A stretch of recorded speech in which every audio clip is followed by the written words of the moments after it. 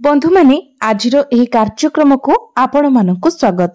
आजिर एही कार्यक्रमटी कुंभ राशि व्यक्ति विशेष मानक पई बहुत गुरुत्वपूर्ण अटे, कारण खूब शीघ्र आसीबाकु जाउछि चंद्र ग्रहण एवं एही चंद्र ग्रहण ठारू कुंभ राशि व्यक्ति विशेष मानक जीवन रे एक विराट बड़ मोड़ आसीबाकु जाउछि। तेणु आपणकर जदि कुंभ राशि होई थाए तो भिडियोटी को थरे मात्र शेष पर्यंत निश्चय देखंतु, कारण कुंभ राशि व्यक्ति विशेष मानकर जीवन एही चंद्र ग्रहण ठारू बदलिबाकु जाउछि। कारण ग्रह नक्षत्र मानकर चलन रे एक बहुत बड़ परिवर्तन हेबाकु जाउछि, जहा फल रे आपणक जीवन रे चलीथिबा समस्त दुख कष्ट एवं समस्यार अंत हेबाकु जाउछि एवं पुनर्बार एही चंद्र ग्रहण ठारू आपणक जीवन को खुशी फेरिबाकु जाउछि। एही राहुग्रस्त चंद्र ग्रहण आपणक राशि रे संगठित हेबाकु जाउछि, जहा फल रे बुध शुक्र सूर्य एवं मंगल राशि परिवर्तन करिबाकु जाउछंती एवं एही कारणरू आपणक जीवन रे किछि बड़ हेबाकु जाउछि।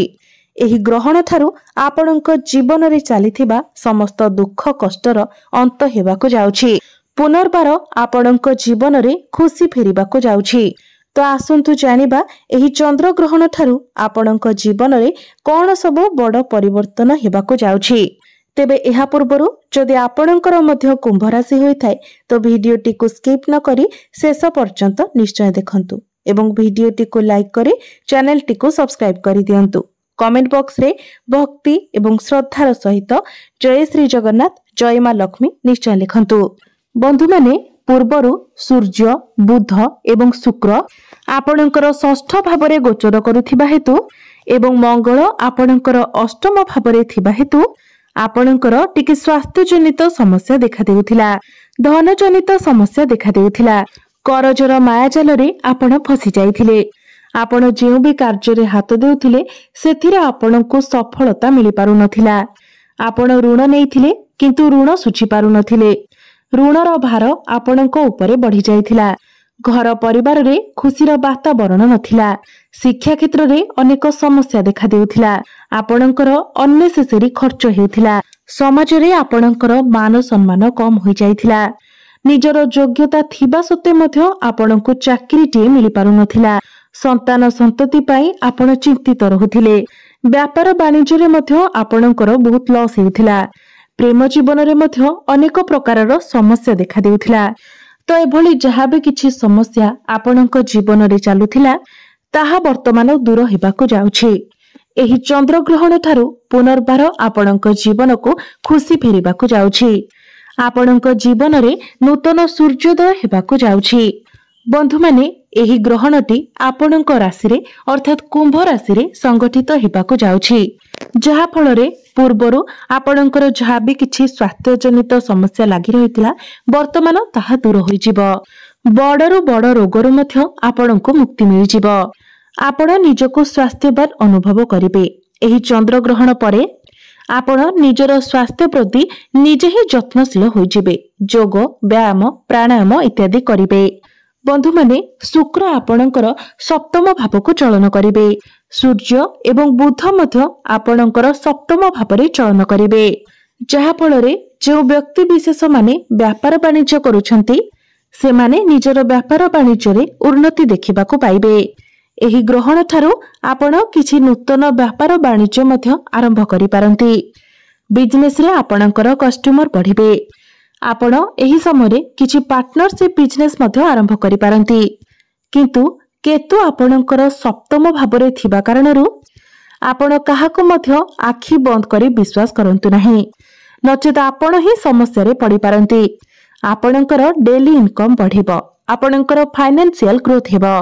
आपण कोनोसी स्थान रे पूंजी निवेश करी लाभवान होई पारंती। बंधु माने सप्तम भावटी होई थाए आपणक वैवाहिक जीवनर भाव। तो पूर्वरु आपणकर वैवाहिक जीवन रे जदि कोनोसी प्रकारर समस्या लागि रहितिला, आपणक मध्यरे मनांतर मतांतर होइतिला, कोनोसी भी वैचारिक मतभेद होइतिला, तो से सब किछि दूर होई जिवो। आपणक मध्यरे बुझामणा भल रहिबो। ताळमेळ ठीक रहिबो। आपण निजर भूल को बुझी पारिबे। आपणकर पार्टनर मध्य निजर भूल को बुझी पारिबे। तो आपणक मध्यरे बुझामणा बहुत भल रहिबो। भल पाइबा मध्य रहिबो। मोटामोटी भाव कहवाक गले आपणकर वैवाहिक जीवन सुखमय हेब। आपण दुई जण मिसी किछि फैमिली प्लानिंग करि पारंती, कोनोसी बड़ डिसिजन नै पारंती। गुरु आपणकर पंचम भावरे नक्षत्र परिवर्तन करिथिबारु जे दंपति माने संतानर कामना करुथिले, संतानर इच्छा रखिथिले, तो एही ग्रहण परे आपणकु संतान प्राप्ति योग मध्य खोली जाउछि। तो निश्चित भावरे आपणकु संतान सुख मध्य प्राप्ति हेबो। जे पिलामानंकर विवाह होई नाही सेमानंको गृह को विवाह प्रस्ताव मान आसीपारे, आपणकर विवाह मध्य स्थिर होई जाई पारे।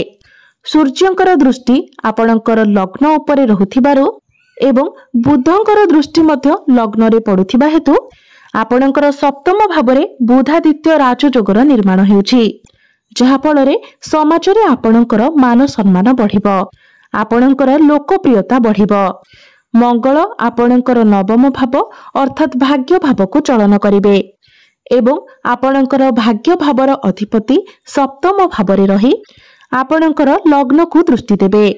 तो एही ग्रहण परे भाग्य आपणकर उज्जवल हेबाकु जाउछि। आपण जेउ भी कार्य रे हाथ देबे सेथिरे आपणको सफलता प्राप्ति हेबो।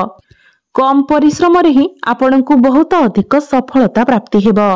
भाग्य बଳରେ आपण किछि बड़ कार्यर आरंभ करि पारंती, किछि बड़ इन्वेस्टमेंट करि पारंती, किंबा घर पई कोनोसी बड़ जिनिस आपण किणा किणी करि पारंती।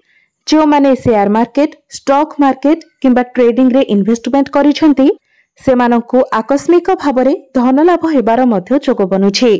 आपण कोनोसी धार्मिक स्थान को मध्य यात्रा करि पारंती, आपणकर मन धर्म आडको अग्रसर होई पारे। आपण किछि भूमि, प्रॉपर्टी, जमी बाड़ी किंबा नूतन गृह इत्यादि निर्माण करि पारंती, किंबा नूतन जानवाहन आदि क्रय करि पारंती। पैतृक संपत्ति आपणको लाभ मिलिबा सहित पितांकर साहाय्य सहयोग आपणको प्राप्ति हेबो। कोनोसी गुप्त स्रोतरु आपणको धन प्राप्ति हेबो। दीर्घ दिन धरी अटकी रहिथिबा समस्त कार्य पुणी थरे आपणकर चालू हेबाकु लागिबो। मंगल हेउछंती आपणकर क्यारियर भावर अधिपति, तो आपणकर क्यारियर भावर अधिपति होई आपणकर भाग्य भावकु चलन करिवे। तो भाग्य बଳରେ आपण आपणकर क्यारियर रे बहुत अधिक उन्नति करिवे। विशेष कथा हेउछि जे जो माने बेरोजगार अछंती, जो माने दीर्घ दिन धरी चाकरी रो अपेक्षा रे अछंती, सेमानंकु नूतन चाकरी मिलिबार बहुत अधिक संभावना बनुअछि। पूर्वरु जदि आपण चाकरी करिसेंती तेबे प्रमोशन हेबार जोग बनुछि। कोनोसी एमएनसी कंपनी रु आपणकु जॉब ऑफर आसी पारे, आपणको पाखकु नुआ नुआ काम आसी पारे। आपण निजर क्यारियर रे समस्त टार्गेट को मध्य अचीव करि नेबे। आपण आपणकर काम कार्य को नै विदेश यात्रा मध्य करि पारंती।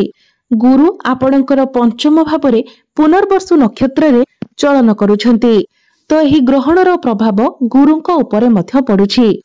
पंचम भावटी होइथाय शिक्षार भाव, प्रेम जीवनर भाव। तो आपणकर प्रेम जीवन रे पूर्वरु जदि कोनोसी प्रकारर कଳି झगड़ा मनांतर मतांतर लागि रहिथिला किंबा आपणक मध्यरे कथावार्ता बंद होई जायतिला, तो से सब किछि पुनर्बार ठीक होई जिवो। आपणक मध्यरे पैचअप हेबार मध्य संभावना बनुछि। जे माने सिंगल अछंती सेमानंको नूतन पार्टनर मध्य मिलि पारंती। आपणकर भल पाइबा विवाहर रूप मध्य नै पारे। आपणक मध्यरे संपर्क मजबूत हेबो। आपणक मध्यरे तालमेल बहुत भल रहिबो। शिक्षा क्षेत्र रे आपण बहुत अधिक उन्नति करिवे। एही ग्रहण परे जदि आपणकर कोनोसी एग्जाम रहिछि, कॉम्पिटिटिव एग्जाम अछि, प्रतियोगिता मूलक परीक्षा अछि, तो सेथिरे आपण निश्चित भाबरे उत्तीर्ण हेबे। आपण किछि उच्च शिक्षा करबाको बाहरकु जाई पारंती। आपणकर मन पाठ पढ़ारे लागिबो। आपण निजर शिक्षा क्षेत्र को नै किछि बड़ डिसिजन मध्य नै पारंती, किंबा किछि बड़ परिवर्तन मध्य आपण करि पारंती।